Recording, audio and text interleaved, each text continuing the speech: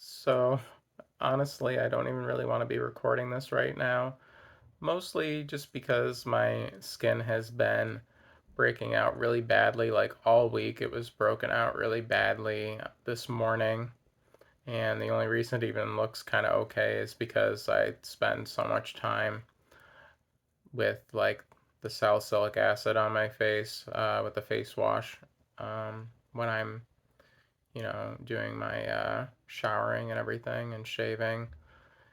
And that does like help. And then so does the cleanser and the lotion with like aloe and rice milk and hyaluronic acid and all that other stuff in them that helps kind of calm things down a bit and makes it look a bit more okay. Like I don't have like the like whiteheads and stuff so much, and I also don't have as much like swelling and redness after I do that, though my skin is still quite red um, with, like I think it's called hyperpigmentation. It might be a mistake, and I'm not sure. But yeah, I do feel super uncomfortable recording this right now, even though maybe it doesn't look that bad to you or whoever's watching. Uh, It feels pretty bad to me, and it's definitely taken a toll on me mentally this past week, having to go without my skincare routine for, the week before and for part of this week. I got to a point where I couldn't take it anymore about Wednesday, and because I had read people, were able to resume about a few days or so after laser. I decided to give that a try myself because it was getting very difficult even for me to go to school slash work, which I mean, the school is my work, but yeah, it was getting really difficult for me to go out in general, for me to go to my appointment. And basically, I'm kind of losing my train of thought because I've got so much stuff on my mind. Basically, yeah, I just was having a really difficult time dealing with it. So I was like, I gotta start doing my skincare routine again with my dermatology prescriptions, tretinoin and clindamycin, and I gotta start using the salicylic acid face wash and stuff again. And it kind of, there was like an immediate improvement, of course, but as like the days have passed, it's kind of gotten worse again, like arguably even worse than it was in the week that I had gone, well, 2 weeks pretty much that I had gone without it. And that could possibly be because of the purging phase that happens when you start tretinoin. Maybe I'm experiencing that again. Or I don't know. Like I don't know. I'm honestly like just so tired of dealing with this, especially at my age. I feel like I've lost so many years of my life to just acne alone, not even just, my like body issues with my like gender identity and everything. Just it's kind of ruled my life for longer than it hasn't. I would say it's been an issue for like maybe more than 20 years now, being 34. Yeah, I want to say it's been more than 20 years now because it started even before I was like officially an adolescent, um, officially a teenager, however you want to put it. And it's just, I don't like to say this, but I feel like it's kind of ruined at least a part of my life. And it's made me not want to go anywhere, made me not want to be around people, made me unhappy to just be me or even to like be alive at times. Um, and I'd like to just not have it be something anymore while I still have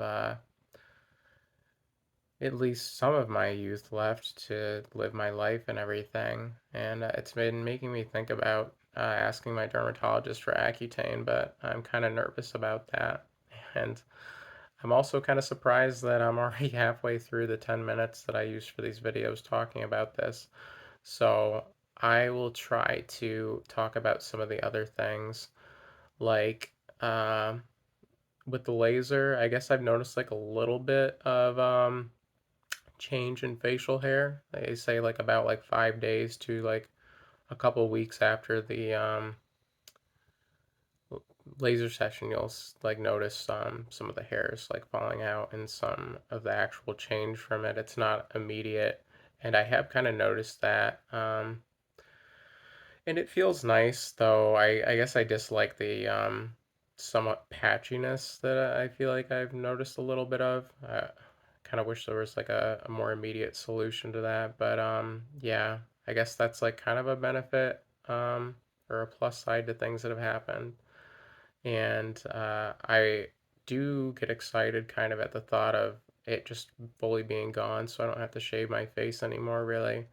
But I'm also really, really not looking forward to having to pause my skincare again because of what's happened with it. It's made my day-to-day life very difficult and really had a negative impact on my mental health, despite how much I tried to resist that and challenge it. It's been a very difficult battle for me.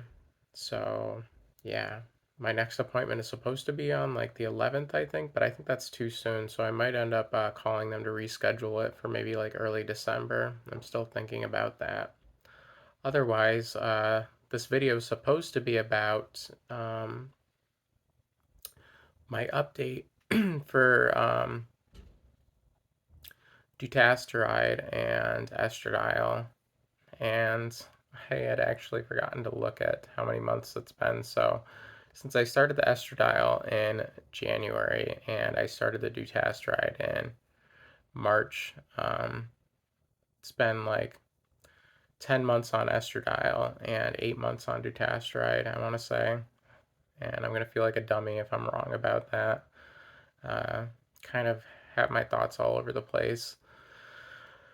But I can't say I've noticed any significant changes. I still do have some shedding with the Dutasteride. It's always like really weak looking hairs, and I have noticed like improvements with the density from, well, the hair density from the Dutasteride, though it doesn't seem to be filling in like my hairline as much as I would like for it to, and I still keep considering uh, starting minoxidil, and I keep like coming really close to ordering minoxidil and a derma roller online, but I hesitate because of the cost and just how much money I'm like having to spend on basic needs things every like month, really. Though it seems like because everything comes in like different quantities, it's almost like every week that I'm having to drop more money on things, having to buy food for myself that's gluten free and dairy free because of my gastrointestinal issues with the IBS or whatever it is. IBS is my current diagnosis.